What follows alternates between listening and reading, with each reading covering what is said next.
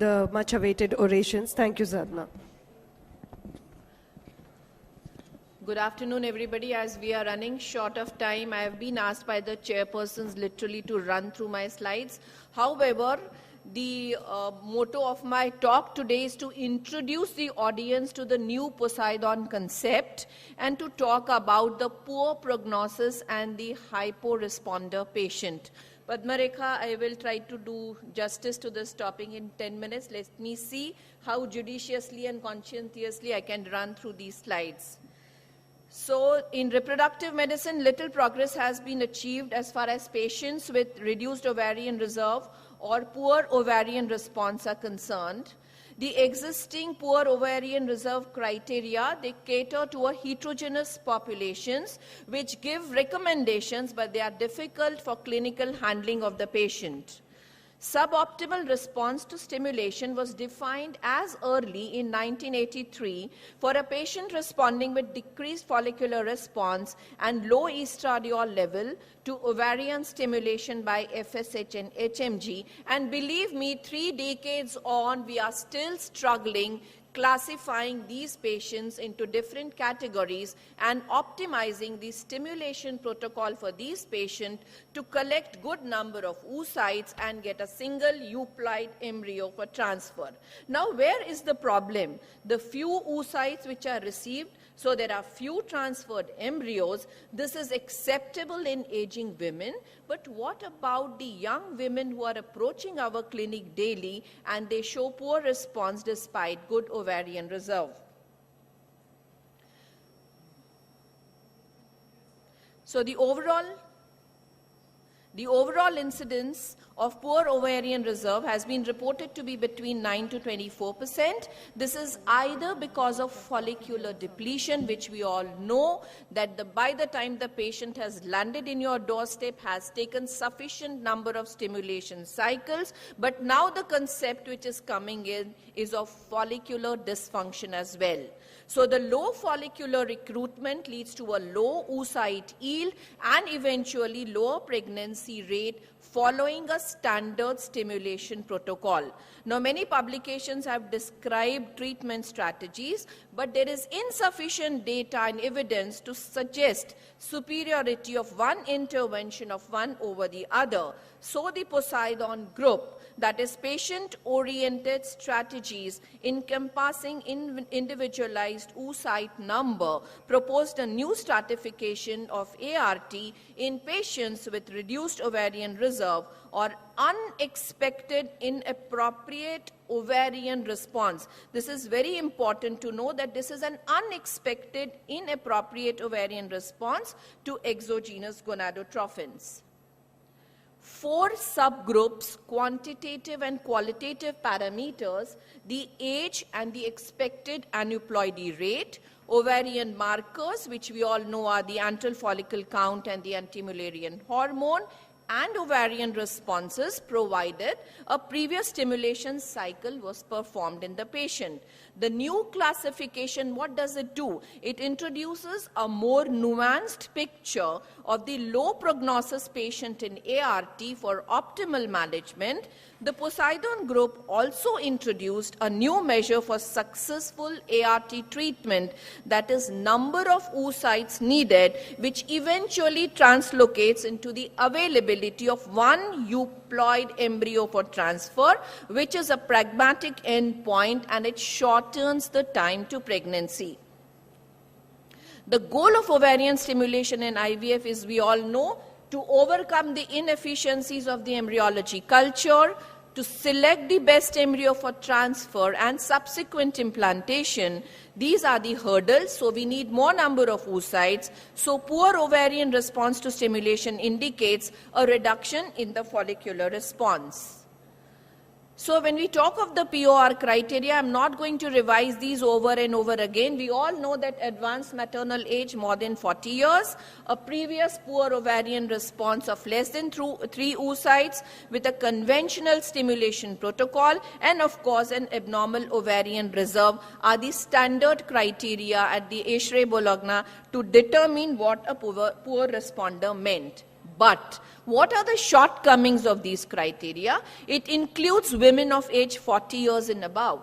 What about the young poor responders? It does not define the risk factors for which the definition can be applied. What about newer factors which can cause a poor response? The genetic factors causing premature menopause, diabetes mellitus patient type 1, transfusion-dependent beta thalassemia, high-dose estrogen-treated tall women, and patients who have undergone uterine artery embolization for treatment of uterine leiomyoma. So there is no clear management strategy, and this cannot be formulated based on one single definition. So just coming to the concept of hypo-responders now, poor responders are poor responders. We know the standard definition. Hypo-responders are normogonadotrophic young women, adequate ovarian biomarkers, unexpected suboptimal response with FSH alone, longer duration of stimulation, high amount of FSH as high as 2,500 to 3,000 units due to ovarian hyposensibility to FSH. Now, what could be the reason for this hyporesponse? Either it is the LH molecule, either it is the LH polymorphism, or it is the FSH receptor polymorphism. So, higher FSH dosage requirement in carriers of FSH receptor and beta LH polymorphisms are known, and studies are being carried out at our very own Dr. Deepak Modi's center in Mumbai.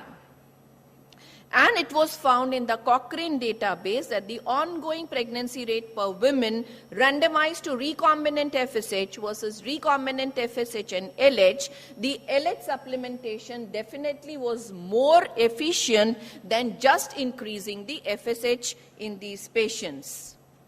And so, the poor responders treated with recombinant LH produced a statistically significant increase, 30% relative increase in the clinical pregnancy rate, but this difference is not seen in the normal responders.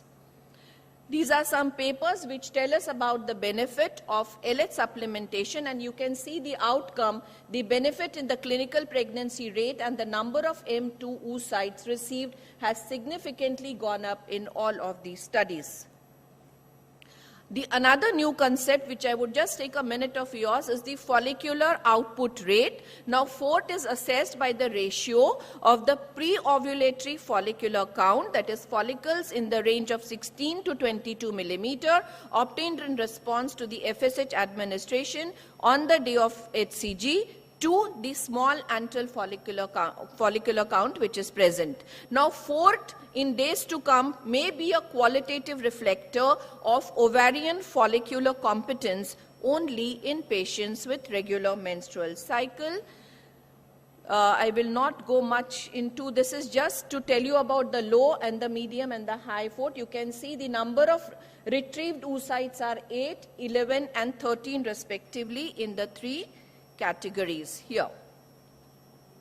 So now coming to the actual Poseidon concept, the Poseidon strategy, how does it classify the patients? The Poseidon group 1 is young patients less than 35 years with adequate ovarian reserve parameters and with an unexpected poor or suboptimal ovarian response. They are further stratified into subgroup 1A, where you retrieve less than 4 oocytes, and subgroup 1B, where you retrieve 4 to 9 oocytes.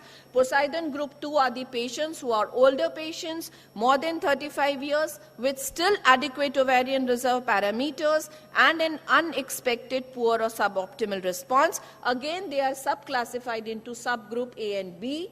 Poseidon group 3 are young patients less than 35 years with poor ovarian reserve pre-stimulation parameters, and Poseidon group 4 are older patients more than 35 years with poor ovarian reserve pre-stimulation parameters. So what are the management strategies for the Poseidon groups? The Poseidon group 1A, what do? Is we reassess the ovarian reserve testing, we check for genetic polymorphism, we change the stimulation protocol strategy, we tailor our FSH starting dose and we add recombinant LH from the beginning of stimulation with either a dose of 75 or 150. What do we do in Poseidon group 1B, young normal ovarian response? We tailor the FSH starting dose. We, however, check for genetic polymorphism. We add LH from the beginning of stimulation in the dose of 150. How do we manage Poseidon group 2A? These are old normal ovarian reserve patients. What we try doing is we change the stimulation protocol strategy. We add recombinant LH from the beginning of stimulation, and because these patients are old, we resort to aneuploidy screening by PGS. In Poseidon group 2B, old normal ovarian reserve, we tailor the FSH dose. We add LH from the beginning of stimulation with 150, and we accumulate the embryos. And for Poseidon group 3 and 4, we have the dual stimulation protocol. We begin our stimulation, we give the antagonist, we give the agonist trigger, we collect the oocytes, we give a space of around 4 to 5, maybe 7 days.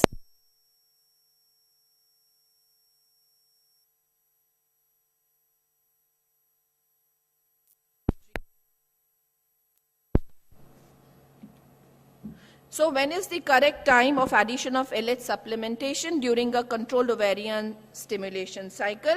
There are quite controversial results whether you should add from day 1 or 2 of stimulation, or the LH should come as an add back on day 6. Now the analysis, what does it say or suggest is a decrease in the serum progesterone was mainly achieved when the LH activity supply was administered from the beginning of stimulation.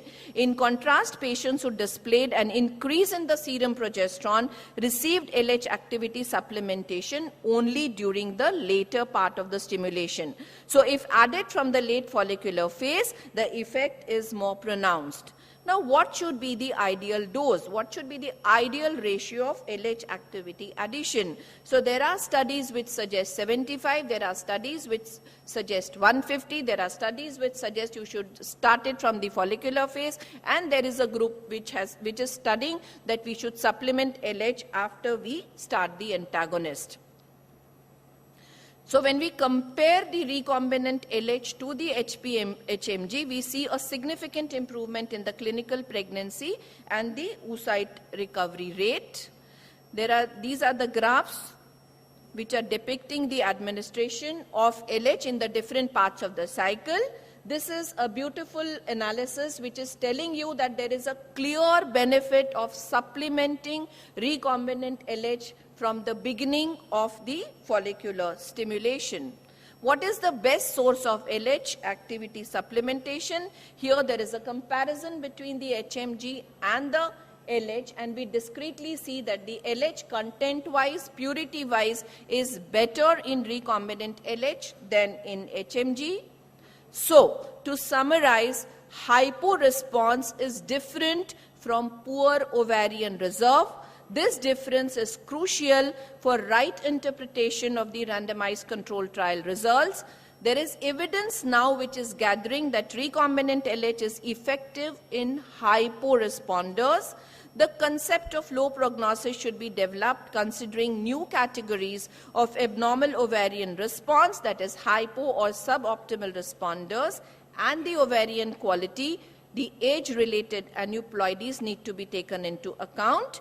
The practical endpoints are the number of eggs to retrieve to have at least one euploid embryo for transfer, which Matthews also emphasized yesterday in his talk. This should be considered in real-life situation. And this novel initiative as an important working and counseling tool for ART specialists who are now handling more and more low prognosis patients should prove useful. And I thank you for the patient hearing, and I hope chairpersons are happy that I finished 5 minutes before time. Thank you, Dr. Sadhana Patwardhan, for finishing in time.